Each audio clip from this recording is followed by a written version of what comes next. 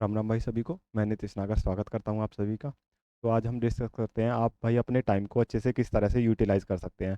मैं देखता हूँ बच्चे लाइब्रेरी आते हैं, एक दिन आते हैं, फिर एक दिन छुट्टी, किसी दिन 4-5 घंटे पढ़ लिए, फिर अगले दिन छुट्टी। तो इस तरह से या तो आप देखो 3-4 साल ऐसे ही करते रहिए, कई दिन पढ़े किसी दिन नहीं पढ़े, किसी दिन फिर 4 घंटे पढ़ लिए, किसी दिन 8 घंटे पढ़ लिए। देखो ये सब चीज़ों से सिलेक्शन बहुत मुश्किल है आज के समय में। तो एक तो आपको कंसिस्टेंसी बहुत ज़रूरी है, ठीक है। तो और एक आपका प्री प्लान, मतलब चीज़ें प्लानिंग करके तब यूटिलाइज करो। आप देखो कि कितना आउटपुट आ रहा है आपके टाइम का, ठीक है। जो आप दे रहे हो समय, उसका कुछ आउटपुट भी मिल रहा है। तो देखो एक पहले अपनी स्ट्रेटेजी बनाए। मैं यही नहीं कह रहा कि जो मैं चीज़ें बताऊँ वो आपके लिए भी अप्लाई हो। देखो कोई कितने बजे उठता है, कोई कितने बजे सोता है, तो थोड़ी बहुत चीज़ें आप अपने हिसाब से देखें। एक मैं थोड़ा सा ओवरव्यू देता हूँ, आप किस तरह से अपने टाइम का अच्छे से यूटिलाइज कर सकते हो पूरे दिन का। देखो अगर आप सुबह जितने भी बजे उठते हो, सुबह उठते हो आप जितने भी बजे उठते हो, 7, 8, 5, जितने भी, 8 से मैं मानता हूँ, 8 से आप 7 से 8 बजे आप इतने बजे सुबह स्टडी अपनी स्टार्ट कर दें। देखो आप 6 से 7 महीने, अगर 6 से 7 महीने बिल्कुल अच्छे से यूटिलाइज करो अपना समय को, हर रोज अच्छे से पढ़ो कंसिस्टेंटली, तो आपका सिलेक्शन बिल्कुल श्योर हो जाएगा। 6 से 7 महीने निकाल लो। या फिर भाई आप देखो हर रोज ऐसे पढ़ो 3 घंटे 4 घंटे, फिर किसी दिन 8 घंटे पढ़ लिए, फिर किसी दिन छुट्टी कर ली। तो देखो इससे सिलेक्शन बहुत ही मुश्किल है आज के समय में। कंपटीशन का आप सभी को पता ही है क्या है। तो देखो अगर आप 7 से 8 बजे सुबह शुरू करते हैं मॉर्निंग में, ठीक है, तो देखो मॉर्निंग में मैं कहूँगा सबसे पहले जो पुराने बच्चे हैं वो सबसे पहले एक टेस्ट लगाए, कोई भी एक मॉक टेस्ट, किसी भी जो भी जिस चीज़ की तैयारी कर रहा है, कोई SSC GD, UP police, Delhi police या सीजीएल सीपीओ, सबसे पहले लगाए आप सुबह टेस्ट। और टेस्ट का टाइम फिक्स रखें कि हर रोज मैं मुझे 8 बजे शुरू करना है, तो हर रोज सुबह 8 बजे ही शुरू करना है, ठीक है। इस तरह से पहले टेस्ट लगाएं। आपको 1 से 1.5 घंटा जितना भी समय लगेगा, पहले उस टेस्ट को दें अच्छे से, फिर उसे एनालिसिस करें, ठीक है, कि उसमें किस तरह से चीज़ें आपकी कहाँ कहाँ गलती हो रही हैं। तो देखो इससे अगर आप सुबह पहले ही सेशन में आपकी सब चीज़ें, मैथ्स, जीएस, रीजनिंग और बाकी जो चीज़ें आपकी आपकी हिंदी या इंग्लिश आप जो भी पढ़ रहे हैं, देखो वो चीज़ें सुबह उठते ही आपकी रिवाइज हो जाएंगी एक बार सारी, क्योंकि टेस्ट दोगे आप, ठीक है। तो देखो उससे आप उन चीज़ों को फिर देखें कि कहाँ कहाँ कमी रह रही है, उसमें इंप्रूवमेंट करें हर रोज। तो देखो टेस्ट के बाद जो फिर आपका समय बचता है लंच से पहले का, फिर आप करोगे लंच। इससे पहले का ये जो जो जो भी समय बचा आपके पास, 2 से 3 घंटे होंगे यहाँ आराम से। जिस चीज़ में आपको सबसे जो ज़्यादा दिक्कत होती है, जहाँ आप सबसे ज़्यादा वीक हो, जिस पोर्शन में कोई ना कोई किसी ना किसी पोर्शन में वीक होता है, मैथ्स, इंग्लिश, रीजनिंग, हिंदी, जिसमें भी, तो देखो इस समय आप वो पढ़ो। शुरू के मॉर्निंग में टेस्ट के बाद आप वो चीज़ें पढ़ो, ठीक है। तो मैं कहूँगा ज़्यादातर मतलब लोग मैथ्स पढ़ते हैं इस टाइम, तो आप मैथ्स को दो यहाँ पे 2 से 3 घंटे, 2 से 3 घंटे यहाँ सुबह में आप मैथ्स को दो लंच से पहले, ठीक है। हर रोज ये आप फिक्स कर लो और आप ये देख लो कि इतनी चीज़ें पढ़नी है हमें 2 से 3 घंटे में हर रोज। देखो आप ना एक वीक का वीकली टारगेट बनाओ, वीकली। देखो वीकली टारगेट सेट करोगे अगर आप एक वीक का, जैसे देखो मैं चीज़ें थोड़ी सी आपको क्लियर कर देता हूँ।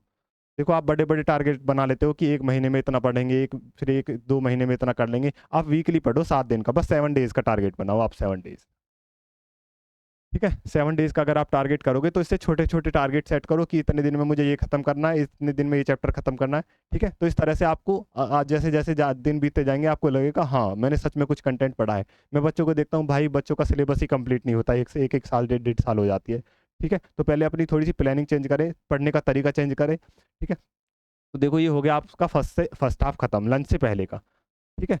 मैं आपको डिवाइड कर दूंगा अपने दिन को, आप 3 टाइम में डिवाइड करें, 3 बार, मतलब एक लंच से पहले, एक लंच के बाद और एक रात रात वाला नाइट में।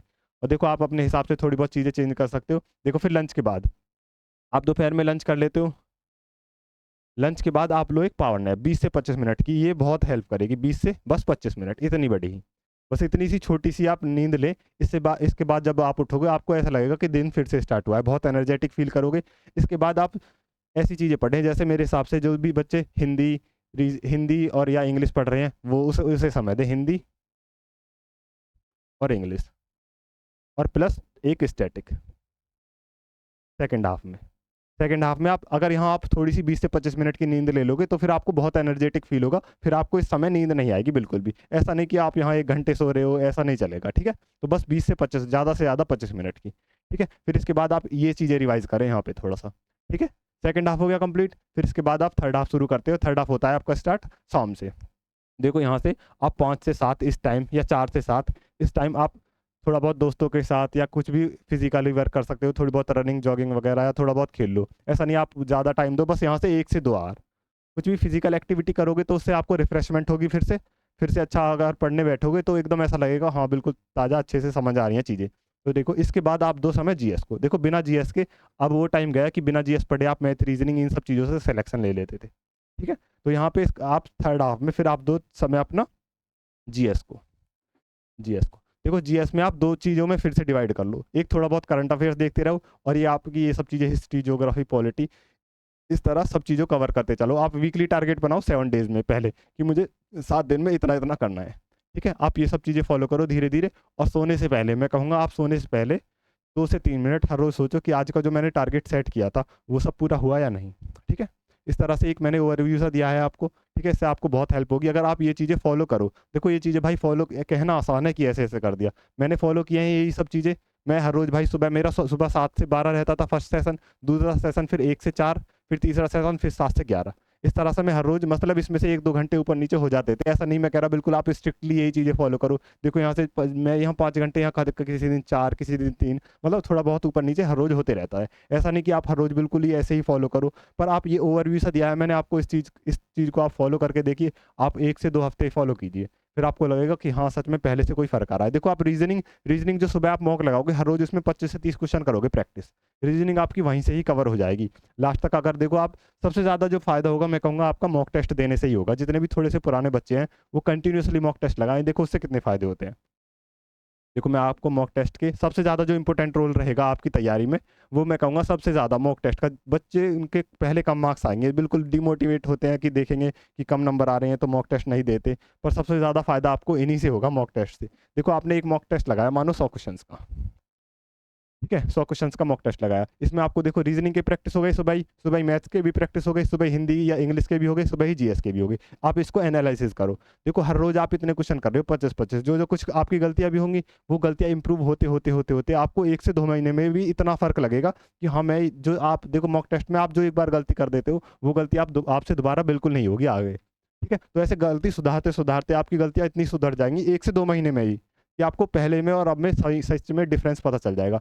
अब आजकल बच्चे भी बहुत ऐसे करते हैं कि बस पढ़ते जा रहे हैं, पता ही नहीं क्या पढ़ रहा है, कितना आउटपुट आ रहा है। तो देखो आप ये सब चीज़ें फॉलो करके देखें, बिल्कुल रिजल्ट आएगा आपका बिल्कुल। ठीक है, ये चीज़ें आप फॉलो करके देखें बस 2 से 3 महीने। देखो अभी दिल्ली पुलिस का एग्जाम है, उनके लिए तो 10 से 15 दिन ही बचे हैं। लेकिन जो आने वाले बच्चे जीडी के लिए प्रिपेयर कर रहे हैं वो अभी से ये सब चीज़ें फॉलो करें। आपका सिलेबस हुआ हो 60-50% सिलेबस हुआ हो तब भी आप मॉक टेस्ट देना स्टार्ट करें, कितने भी कम नंबर आए उसकी टेंशन ना ले, कोई बात नहीं, कम नंबर आ रहे हैं बढ़ेंगे भी। देखो धीरे धीरे आपकी ग्रोथ इतनी ज़्यादा हो जाएगी 1 महीने में ही आपको डिफरेंस पता चल जाएगा। ठीक है, तो थैंक यू। या वही देखो आप ऐसे निकालो 3 से 4 महीने, 3 से 4 घंटे पढ़ो, किसी दिन पढ़े किसी दिन ना पढ़े।